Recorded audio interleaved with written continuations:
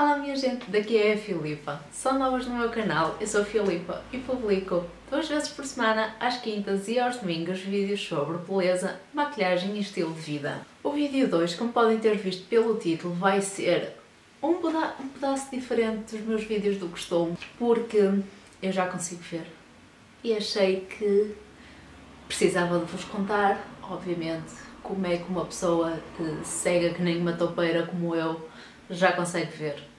Não sei se têm andado a apanhar nos meus vídeos ou até mesmo no meu Snapchat. Eu já falei um bocado de que fui operada. Eu não sei até que ponto é que disse exatamente ao que é que eu fui operada. Então, eu fiz uma operação aos olhos para conseguir ver sem lentes e óculos. Então eu era super cegueta, era uma coisa maravilhosa. Eu sem as minhas lentes de contacto ou os meus óculos não via nada, praticamente. Eu via nublado. Tipo, tudo à minha frente era nublado. Mais longe que isto, para mim era ver ao longe. E eu não via nada. Sim, eu para conseguir ler à noite, tipo, era esta a distância, ou então tinha que estar com os óculos postos para conseguir ler. Uma vez que o meu problema era miopia, o assunto é complicado quando uma pessoa não consegue ver a mais de 20 cm de distância. Então eu primeiro vou-vos dar um enquadramento da minha história de visão até à altura da operação e depois vou-vos contar da operação em si. Mas antes de mais, eu estou mais que morena. A conta do autobronzeador, um dia destes, estava-me a sentir tão branca que peguei no autobronzeador e carreguei, mas carreguei mesmo. Tanto que eu agora estou a olhar aqui para o meu viewfinder e estou a pensar, epá, é que eu estou mesmo escura no viewfinder, isto está muito esquisito. Depois então, com este corte de cabelo novo, que está super curto, olhem para isto. Acho que isto ficou um bocadinho mais curto do que o que eu estava a planear. Contem-me o que é que vocês acham do meu cabelo, porque ele está de todo. Está muito curto. Não estou habituada a tê-lo assim tão curto. Então vamos lá começar mesmo sobre o assunto em si. Eu comecei a usar óculos no final do meu 3º ano da primária e comecei a usar lentes no meu 7º ano da escola. É assim, eu comecei a usar lentes bastante cedo, por acaso de vocês usarem lentes ou conhecerem alguém que use lentes.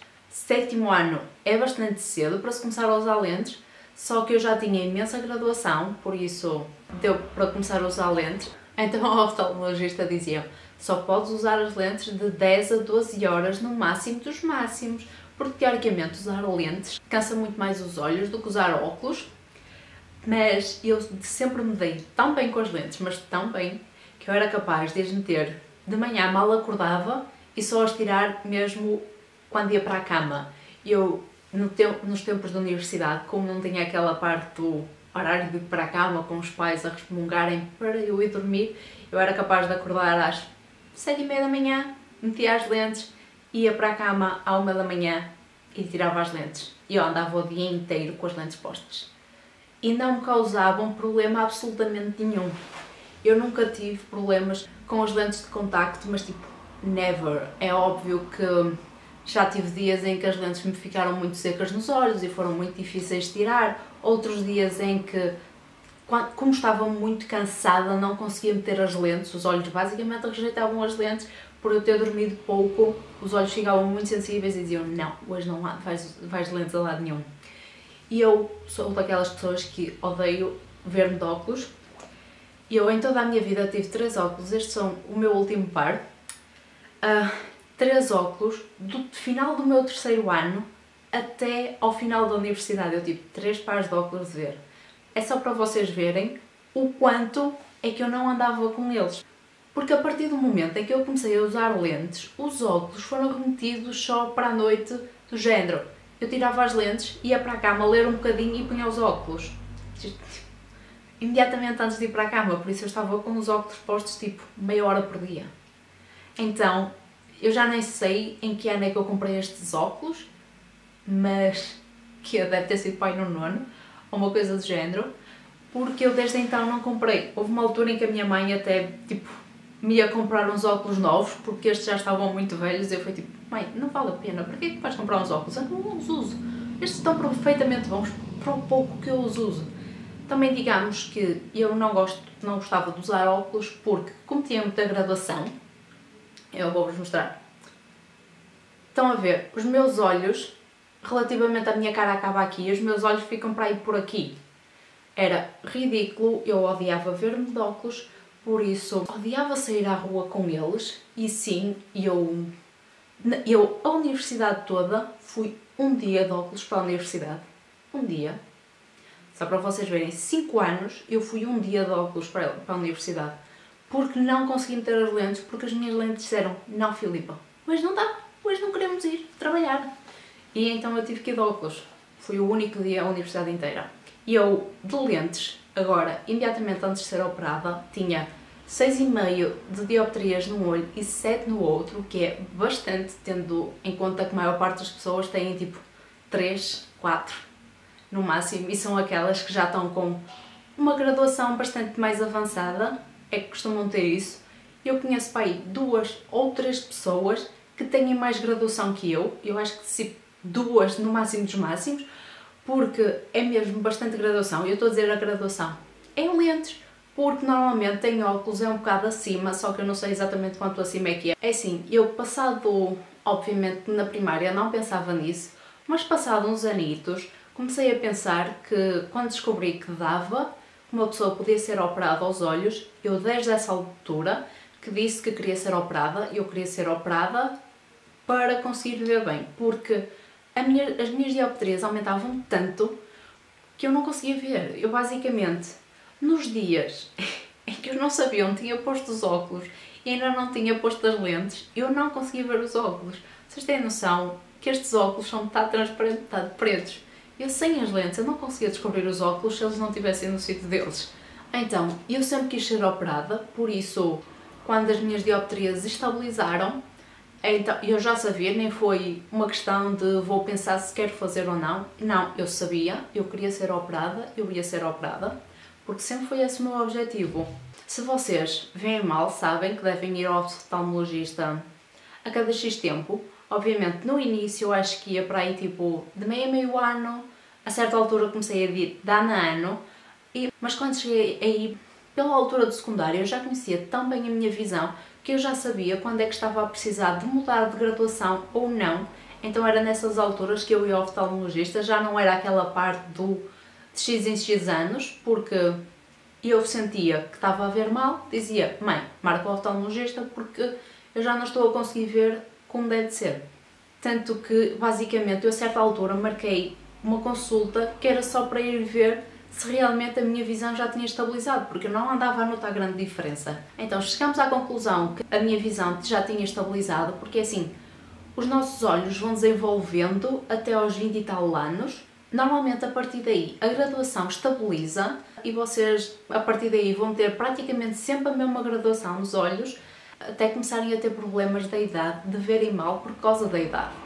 Porque a visão tem que estar estabilizada antes de poderem ser operados, porque não querem fazer uma operação e depois a visão continuar a piorar. Quando eu fiquei com a minha visão estabilizada, então falei com o oftalmologista e aí é que ele me disse do género, tu poder ser operada ou não. E eu fiquei dizendo, uou, eu tive este tempo todo à espera e pode ser que eu não possa ser operada? Como? Basicamente aí deu um mini ataquezinho cardíaco pela possibilidade de eu não poder fazer uma coisa que eu sempre tinha querido fazer. Então nessa altura ele disse-me que eu tinha que fazer um exame à espessura da minha córnea, no meu olho, e esse exame tinha que ser feito poucos meses antes da operação, por isso eu só valia a pena fazer o exame quando eu tivesse disponibilidade para fazer a operação. Então só marquei mesmo depois de ter entregue a tese e apresentado. Então aí chegamos à conclusão que a espessura da minha córnea é normal, seria uma espessura perfeitamente aceitável para fazer a operação, não fosse o elevado número das minhas dioptrias, porque como eu tinha muita graduação, podia ser que não, mesmo com uma espessura normal, não conseguisse ser operada. Porque para este tipo de operações, quanto maior for a espessura da vossa córnea, melhor, porque há mais espaço de manobra, porque o laser vai basicamente vai diminuir a espessura da vossa córnea para vos corrigir a visão. Então o oftalmologista fez os cálculos a ver se com a minha espessura e com a minha graduação dava ou não para fazer a operação e chegámos à conclusão que dava. Uma coisa que me tinha esquecido de dizer, o meu oftalmologista foi o mesmo desde que eu comecei a ver mal e tinha sido recomendado pelo meu padrinho, que é médico, por isso eu sempre tive a maior confiança no meu oftalmologista, tanto que ser operada não era eu tenho medo que a operação corra mal, tipo, isso nunca foi um problema para mim, porque eu sempre confiei piamente no meu oftalmologista. E como eu sou biomédica, eu basicamente já tinha aprendido um pedaço sobre lasers e operação a laser durante o curso, por isso eu não tinha medo de operações a laser, porque eu sabia que as operações já estão bastante evoluídas. Então depois dos testes, o oftalmologista explicou-me que há dois tipos de operações a laser, há o LASIK, que é o mais comum em Portugal e na Europa, e há o PRK, que é o mais comum na América. O LASIK provavelmente foi daqueles que vocês ouviram falar mais, se têm algum amigo ou familiar que já foi operado aos olhos. Porque o LASIK é daqueles que basicamente uma pessoa vai, faz a operação e sai de lá já praticamente a ver tudo, no dia a seguir já vê tudo 5 estrelas, já pode ir trabalhar. Mas lá está, como eu sou um espetáculo, eu não podia ser operada pelo LASIK, porque o LASIK é aquele que gasta mais córnea. E eu basicamente estava no limite do que se podia ser feito por LASIK, então tive que ser operada pelo PRK. O PRK, a operação em si, demora 5 minutos, versus o do LASIK, que demora cerca de 20 minutos, versus a do LASIK, que demora cerca de 20 minutos, e depois é tipo, vocês não estão a dormir. Foi a parte pior para mim, foi o facto de eu não estar a dormir. Eu estava completamente consciente, o único analgésico que eles davam era gotas analgésicas no olho para tirar a sensibilidade do olho, mas é assim, eu continuava a sentir eles a mexerem-me nos olhos, porque depois eles tinham que meter uma coisa para manter o olho completamente aberto, que me doeu a meter com tudo, e depois andou para lá a esfregar, mas não sei o quê, a mexer, meteu uma impressão dos diabos. A parte do laser em si não é difícil, basicamente era olhar para a luzinha e não mexer o olho, basicamente manter o olho aberto, sempre a olhar para a luz, e aquilo fazia barulho e lá ia trabalhando. Vocês, o laser em si não se sentia, a preparação em si é que se sentia. No final da operação, o oftalmologista meteu-me uma lente no olho, basicamente era uma lente a servir de penso, que era para nada entrar para o olho, nada mexer no olho e ajudar a que o olho fosse cicatrizando. A lente não tinha dioptrias, não tinha nada, era uma lente pura e simplesmente transparente a fazer de penso. Então depois lá tive que esperar meia horinha, que era para basicamente o olho ir repousando um bocado e depois o oftalmologista me ver. É assim, quanto mais tempo passa da operação, mais aquela treta começa a doer. Eu não vos mencionei aquela parte em que o oftalmologista me tinha dito que esta operação doía muito, mas muito. Não era um bocado, era um pedaço, mas mesmo um pedaço. Então, todo o tempo que eu estava à espera, a dor começava a piorar, ia piorar, ia piorar, e eu chorava. E como chorava, estava cheia de pingo. Então basicamente eu assoava o nariz, limpava os olhos de choro e lá estava à espera. Quando finalmente o oftalmologista veio ver o meu olho, eu mal conseguia manter o olho aberto e chorava até dar com pau. Então foi nesta parte maravilhosa que ele decidiu que era bom explicar as gotas que eu tinha que usar no pós-operatório. Eu era de género, agora que eu estou aqui cheia de dores e a chorar, é que ele me vai mostrar as gotas. Eu podia ter feito isso no início. Eu agora mal sei o que é que ele me está para ali a dizer. Ouvi mais ou menos o que é que ele me estava a dizer, mas foi desse género. Pai, toma atenção, decora isto porque eu estou a morrer. Então ele lá me viu o olho, disse que estava tudo bem. Se vocês já foram ao oftalmologista, vocês sabem aquelas maquinazinhas em que metem o caixinho, ele olha para o vosso olho para ver se está tudo direito. Ele lá fez essa análise daqui, mandou-me embora. E depois o meu pai ainda teve que ir comprar o analgésico, isto tudo no hospital da Arrábida, em que basicamente a farmácia do Arrábida Shopping é na ponta oposta à do hospital. O hospital está aqui, a farmácia está aqui. Aquilo foi um caminho jeitoso, luzes de shopping, tudo ligado, e eu cheia de dores nos olhos, quanto mais luz está, maior é a sensibilidade. Eu basicamente meti os meus óculos de sol e fui o caminho quase todo com os olhos fechados. Eu abria um olho de cada vez e o meu pai ao meu lado, que era para ter a certeza que estava indo no sentido certo. Sim, foi engraçado. E isto a chorar, cheia de pingo, cheia de dores. Estava mesmo mal. Então o meu pai lá foi, lá comprou o analgésico que eu precisava. Então fomos embora e isto, à Rábida, é praticamente a 1 hora de carro de minha casa. À hora do almoço, que estavam só dos diabos, e eu cheia de dores, e um sol dos diabos, e eu a morrer. Eu cheguei a casa, basicamente estava a Gorete e o meu irmão à porta, de género, o que é que se passa? E eu a chorar, eu saio-me da frente, deixei-me em paz, eu quero pousar as coisas. Eu basicamente peguei no saco das minhas gotas, peguei no analgésico, fui para a cozinha, comi um iogurte, tipo de olhos fechados a comer um iogurte, porque eu precisava de comer alguma coisa, porque no hospital disseram que eu tinha que fazer jejum desde a meia-noite. Foi completamente estúpido, porque não é necessário, mas por algum motivo a pessoa que me ligou a dizer as precauções que eu tinha que ter decidiu dizer que eu tinha que estar em jejum desde a meia-noite. Não bateu bem da cabeça, porque o oftalmologista tinha-me dito só para comer pouco. E na segunda operação, basicamente disseram que eu tinha que ter um jejum de 4 horas. Tipo, desde a meia-noite até ao meio-dia, 4 horas.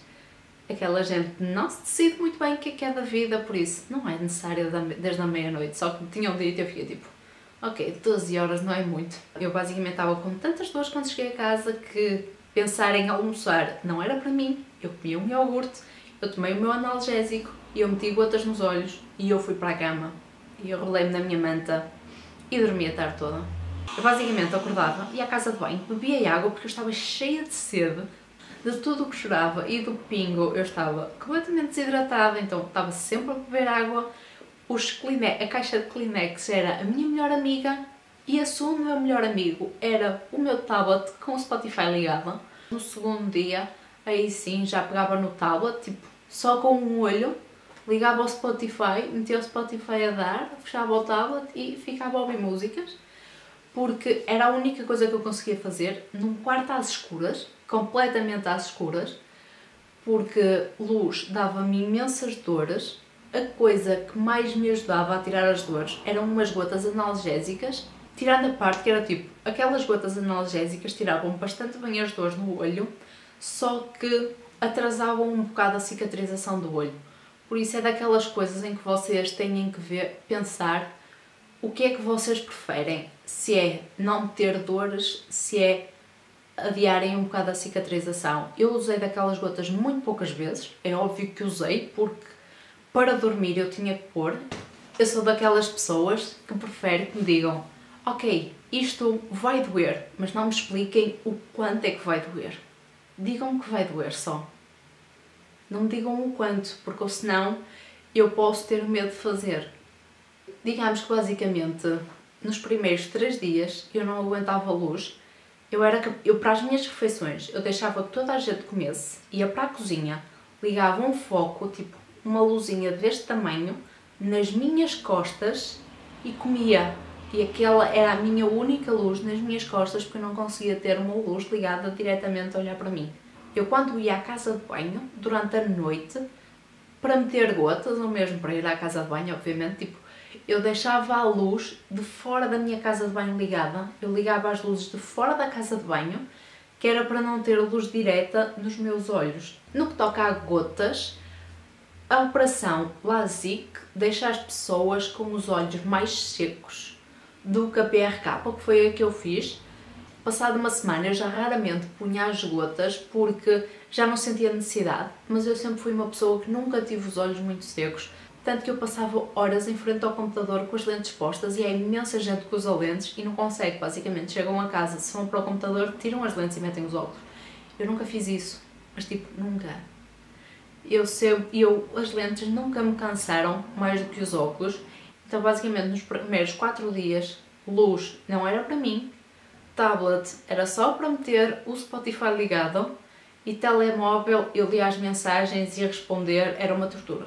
Responder mensagem de pessoas era uma tortura completa, porque envolvia estar muito tempo a olhar para a luz do telemóvel e doía-me imenso.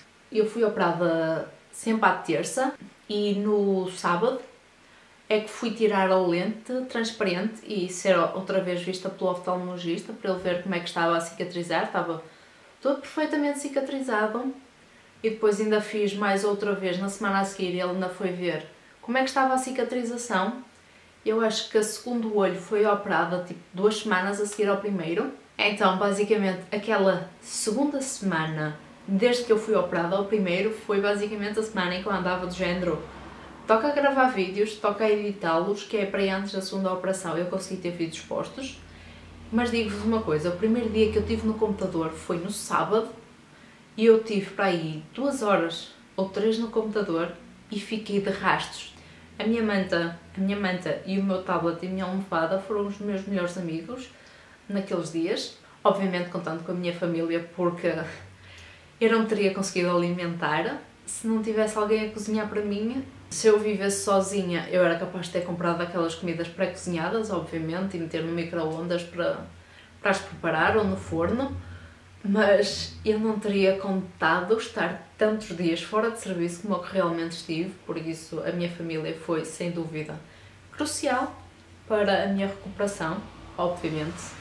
Nos primeiros 2 dias comia muito pouco, eu andava com muito pouca fome. Entre as dores e o tempo todo que eu passava a dormir, eu tinha muito pouca fome, mas sede, isso sim, eu sede tinha, que era uma coisa maluca. Para o segundo olho foi basicamente tudo igual. A operação foi a mesma tortura. A ida para casa foi a mesma tortura. Passei tanto tempo a dormir. Só que, tirando a parte em que eu já estava tão cansada de estar doente e estar na cama, que eu estava cheia de vontade que a minha recuperação para o segundo olho fosse mais rápida do que para o primeiro, porque eu já não aguentava, eu já ao final de 3 semanas a não fazer nada, eu já estava morta, eu queria gravar vídeos, eu queria editar vídeos, eu queria trabalhar, eu queria estar no computador, eu queria sair de casa, porque eu já estava a morrer, eu já estava tédio autêntico. Também recuperei bastante bem do segundo olho. Um mês a seguir à segunda operação, eu voltei a ir ao oftalmologista e a minha visão também estava basicamente perfeita. O meu problema é às vezes é ao perto, parece que preciso de uns segundos para conseguir focar aquilo que estou a ler, quando estou a ler. A recuperação destas operações foi horrível, foram dores horríveis, mas mesmo muito más. Eu morria de dores. Eu não me arrependo de nada de ter feito a operação. Teoricamente, 3 meses depois da operação, se houver alguma graduação ainda a precisar de ser corrigida, pode-se voltar a fazer a operação para corrigir as partes residuais que possam ser necessárias. Eu ainda não cheguei aos 3 meses. Os meus 3 meses vão ser para o próximo mês, em que aí sim vou voltar ao médico para ver se realmente está tudo corrigido ou se há alguma parte residual que precisa de ser corrigida ou não. Depois de ter sofrido o que sofri, se houver alguma coisa a corrigir, mesmo sabendo das dores que vou passar, é óbvio que vou corrigir, não estou arrependida de ter feito a operação. E depois a parte espetacular foi, o primeiro olho que eu fui operado foi o direito. Tendo em conta que eu durmo virado para o lado esquerdo, aquilo foi uma maravilha, porque eu já dormia para o lado esquerdo, estávamos na maior. O problema foi quando eu fui operado à esquerda e tinha que dormir para o lado direito. Basicamente, eu estava para o lado direito e dizia, ok, vou rebolar, vou-me virar para o outro lado, e metia a cara, metia o olho na almofada e dizia, ok, não posso. E outra coisa espetacular de estar tanto tempo a dormir era ficar com as orelhas doridas. As minhas orelhas, ao final de umas horas, estavam tão doridas, mas tão doridas. Eu a certa altura era tipo, mãe, dá-me a orelha. Estou com a orelha dorida, mãe. Porque estar tanta hora pressionada sobre a mesma orelha, porque todos os dias eu dormia sobre a mesma orelha. Eu descansava, virada para o mesmo lado, então a certa altura era tipo, minha orelha dói tanto. Mas pior que isto tudo era o facto de eu durante um mês e tal não ter podido conduzir. Eu basicamente sempre que tinha que ir a algum lado tinha que alguém me levar. E eu odeio estar a depender das pessoas para fazer o que quero, por isso era chato. Durante um mês e tal não pude conduzir e eu adoro conduzir.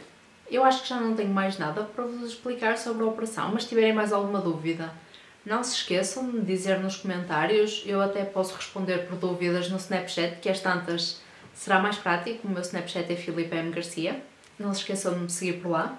Eu sei que este vídeo é bastante diferente do que eu costumo trazer para o canal, mas eu sei que nós devemos estar praticamente todas pela mesma idade, por isso, se vocês veem mal a probabilidade de estarem a passar ou irem passar por o debate de se querem ser operadas ou não e aquele pensamento de o que é que isto vai implicar ou não, por isso eu achei que era importante fazer este vídeo. Então, se gostaram deste vídeo e têm problemas de visão, não se esqueçam de me deixarem um gosto.